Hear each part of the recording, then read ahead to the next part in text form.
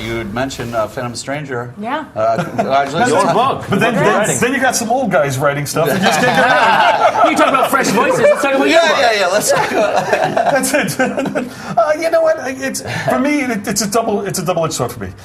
For me, I like to be involved in the process. As co-publisher, I don't get nearly on the day-to-day that I used to be involved in, so this allows me in there and mixing up with folks and be part of the storytelling, working on a particular book. I also enjoy it, and I like working on characters that are so far off the track that it allows you to do something different. That's why I like the OMAC or Challenge of the Unknown or Phantom Stranger. Those are the things that excite me most because they're often this own weird little corner that you can have some fun with. So the goal for me with Phantom Stranger was to find a way to bring them into the universe, and Jeff and I were working on the Free Comic Book Day comic. You know, I was one of the editors on that book, and Jeff had all the ideas, and we put the Phantom Stranger in there with the idea knowing that we were going to push him out into his own book, and we wanted to give him a platform so people would recognize who he is again, and then we wanted to find new spins on the character. Yeah. So actually what I did is I actually looked at that infamous Secret Origin with the 4 different things, and looked at all 4 and found a way to try to blend all the different origins into one story.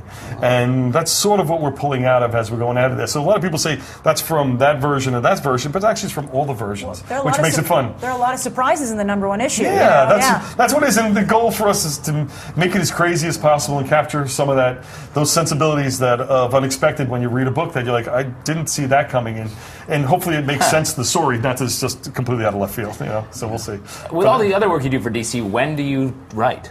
On the planes. Yeah, really? Honestly? Oh, that's really funny. Literally on the planes. So if you see Dan on a plane, don't talk to him. He's working. No, it's funny too because usually I'm sitting there, I got all the paper spread out on the seat, and I'm looking at it over there. People are like, "What the hell do you do for a living?" Yeah, the flight attendant's like, "Do you know where you are, sir? This is a public place." Yeah. But it is fun. But it actually really is mostly on the planes. Now we have some we have people. a lot of questions for you. Yeah. Questions. One of the first one here that jumps out is, can you please bring back the Comic-Con podcast? Missed them a lot this year. Oh, that's that's interesting. I know our guys are talking about that right now, and we've got a couple of things that we're trying to do. But since we're on a show like this, we can do just the same effect until the podcast does come back. This is it, you guys. There you go. You're watching it.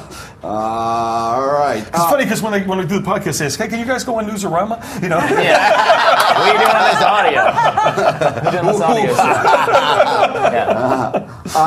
They want to know, is Stormwatch going to be a bigger part of the DC? Yes, actually it is. We're going to shake up the team a little bit. We did a close examination on our team books over the last couple of weeks, last 2-3 weeks, and we're really looking at the dynamics of the teams to see if they're working or not, and seeing if we have the right character mixes, because when you have a team book, you really want to have characters that interact and play with each other and create story just by the fact of being in the same room. And by looking at the teams, we realize that some of these books got to be shaken up a little bit. So Stormwatch is one of those books, and we're trying to find 1 or 2 interesting characters to be added very soon. There's also a question on there I bet you get a lot, especially recently. Stephanie Brown. Which one's that again? So many people were just like, I knew it. Yeah, no, that's okay. It was either Stephanie Brown or Wally West. Yeah, right. Let's both of them. It's me and Stephanie. We go way back. No, I'm serious. We do. We go way back. As the story with Stephanie Brown goes, when they came to me when I was executive editor, they came to me with the War Game story, and they were going to kill Stephanie Brown. So I looked at it and I said, I knew Stephanie Brown for who she was. And I said, if you're going to kill her, I don't know if this is going to be the big end of your story. It doesn't feel big because the character didn't feel strong enough at the time. So I said, this won't come back to haunt me. I literally said, I got an idea. Why don't we make her Robin for a short period of time, build some interest in her, and then we kill her? Yeah. Little did I know. So, and then we wound up bringing her back, and and we brought her back, and the level of excitement wasn't there as you thought it would be for the amount of talking about it. So we went ahead and then we made her Batgirl, and the stories were interesting, but it really never took hold with the sales or the expectations that we had for the series. And it's not that, again, I say this for every character missing with the exception of Wally West. No, I'm kidding. I say this for every character that's missing, even including Wally West, including Donna Troy and all of them. Every character, the reason why we didn't go out there and say every character's dead or kill them off in front of people is that everyone has potential. And every character can come back if the story is right or at the right time with the right environment. So, and our main goal was never to introduce everybody all at the same time. Can't do that. Where's the fun in that? None of that, but if we do that, we're back to exactly where we started. And that's the last thing we want. Yeah. And every character should be introduced with every story. Even to the point when Stephanie Brown came back from the dead, and I never forgot the scene. And it was Stephanie Brown came back from the dead, and she walked into a room, and Batman goes, "Oh, I didn't know she wasn't dead." And I said, "That didn't feel right. If this was a big deal, it should have felt bigger. And if Batman knew that, then he seems negligent because he didn't do anything about it." Yeah. And the levels of that. So I really want to make sure that when we go ahead and do things like that, the teams do it, that they craft it properly, they take advantage of every emotional beat, they build it for everything it's worth. Because when you do that, people become more invested in the characters, not just about a conversation of coming back, but actually read about her after they do come back. That's the win. Not the fact of bringing them back. It's actually making them stay and people care about them more than just the people asking right now. Agreed.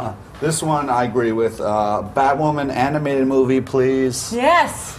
Okay. Nice. Yeah, we did it. As if I had any control over that. I could keep You got a little control. Actually, no. Actually, I'm just publishing, and that's what I like. And the great part about it is that people. But you got to know somebody. Yeah, I know people. I know. Gotta know somebody. People. I Make know some people. calls.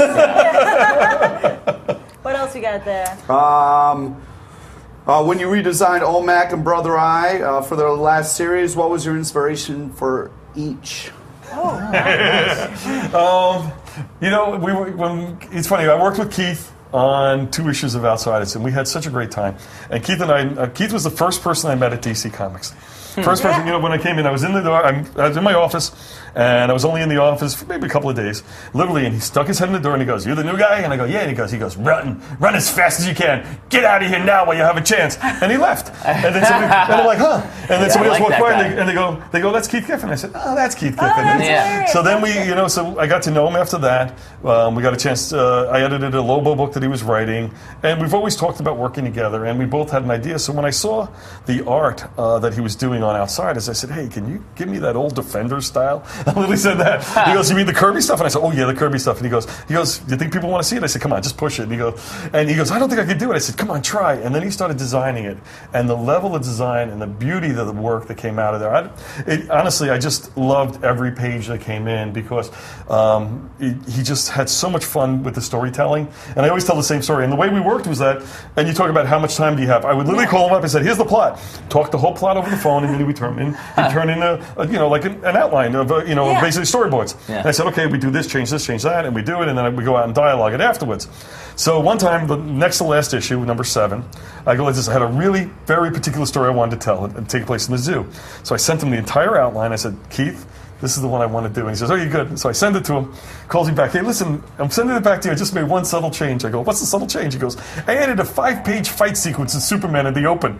I said, "You did what?" I said, Just as subtle. He goes, "I added 5 pages of Olmec fighting Superman. I figured I wanted to see him fighting something big and strong." And I'm like, "Okay." And the guy said, "What about the rest of the story?" He goes, "Don't worry, I made it work in the rest of the pages. You were too long to go in there." And I'm like, Wow. "Okay." And I'm like, "Okay, good." So I go, "What are they fighting about?" And he goes, "I don't know. That's your problem. You figure it out." Wow.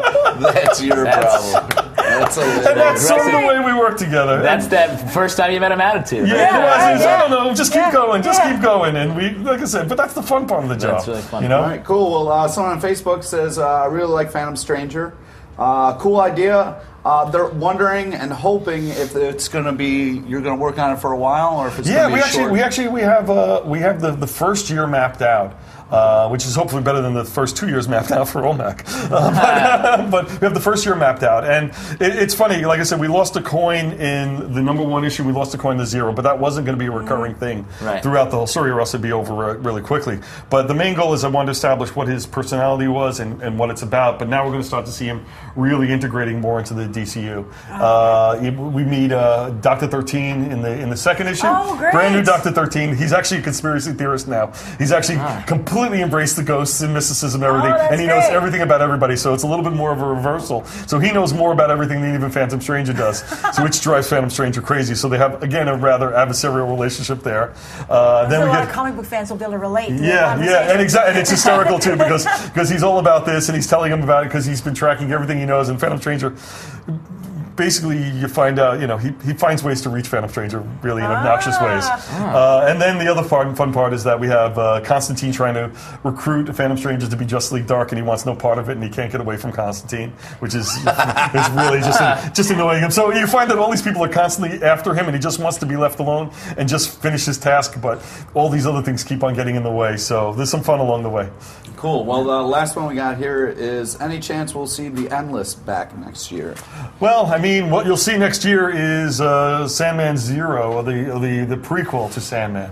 And from what I understand, there'll be some Endless in that. I understand, hopefully. Okay. But this is something that Neil had a very particularly strong story on. And he and Karen Berger have been speaking about this. Seems almost endless. We've been trying to find the right time, but the reality was that Neil's schedule never allowed for it. Then we finally found that opening in his schedule, tied into wonderfully because next year we celebrate Vertigo's 20th anniversary. Wow. So it's an important year for us. Yeah. And to see a book like the prequel to Sandman coming out at that particular time really shows, hopefully, what we feel is our dedication to the Vertigo line, our belief in Vertigo, the same way we believe in the DC universe. So a lot of fun stuff next year involved in that too. We're going to get to see him in whatever the battle was at the beginning of the original run. Yes, exactly. Remember, exactly. That's going to be exciting. It is, and that's one of the reasons why he was very particular about the artist on board, and he was so excited when J.H. signed on board. J.H. Williams signed on board, so you'll get a really incredibly strong story from the two of them. So I'm excited about that. Yeah. I never look this way, but there's two people over there. There's a girl over there. I get it. I made so many faces. I was making so many fun faces. Smacking me in the back of my head. I'm sorry. You got to sing the other side of grace. That's the only thing that's going to work out. I was feeling a lot of love. Great, Pete. Absorb that love. Well, guys, that's the interview. Thanks so much for talking to them anyway. And you guys stay tuned for plenty more from Comic Con.